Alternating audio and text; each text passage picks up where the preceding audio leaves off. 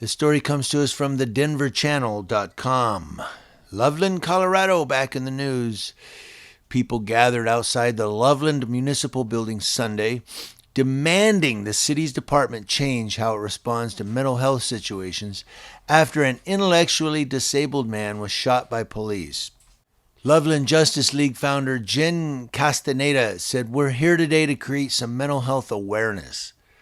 Alex Domina survived the shooting, but tonight he is still in the hospital after multiple surgeries. And protesters were outside the Loveland Municipal Building today, demanding change to how the department responds to mental health situations. The fellow human beings that need love and support and care. The division in this city is very, very palatable. That division led many to the steps of the municipal building in Loveland Sunday. We're here today to create some mental health awareness. Much of this sparked by an incident Monday where an intellectually disabled 19-year-old man was shot 3 times by police responding to the call for a mental health crisis of a man carrying a knife. We felt it was needed to come together as a community and to speak clearly about what's needed. Sunday's demonstration was sparked by an incident where Loveland police officers shot and injured 19-year-old Alexander Domina, who police said was armed with a knife and having a mental health crisis. A 911 call had come into Loveland Police Dispatch at approximately 6:58 p.m. for a disturbance in the 1600 block of Tennessee Street.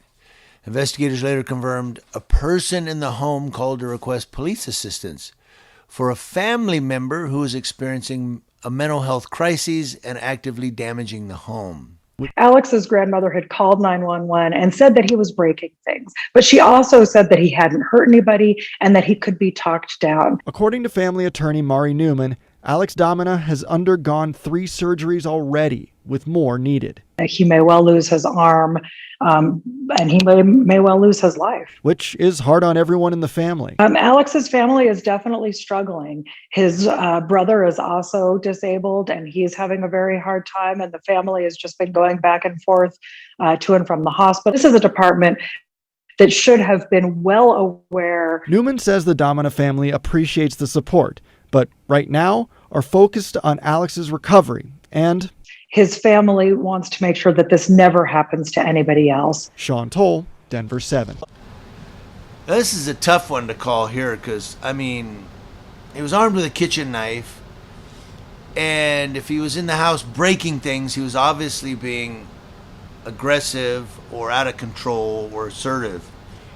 And I've heard, in situations like this, I've asked other police officers in social media about these types of incidents with mental health people and saying, well, what if the guy's unarmed or what if, and I've gotten the cops explain that, well, sometimes you have to, get the person under control or they could die from, I forget what he said, I think it was delirium something, where there's some chemical thing that where mental health people, when they get totally excited, they could have a heart attack or they could die or they, that's what it was explained to me. Now, I'm not that far trained in dealing with the mentally ill where I would know anything like that. But they were saying, so sometimes you have to tackle them or you have to tase them or you have to pull them to the ground because you have to get them calmed down. This isn't the first time Loveland police have been under scrutiny for the handling of an incident involving someone with mental health issues. As you may remember, the situation brought to light earlier this year involving 73-year-old Karen Gardner, who suffers from dementia. New today, Loveland police releasing body camera video of an officer shooting and wounding a 19-year-old developmentally disabled teenager. Alex Domina was having a mental health crisis and walking towards an officer holding a knife when he was shot. His family says the teen has now had 5 surgeries and is still in critical condition. This is a tough one to call. I've given you the information of what happened.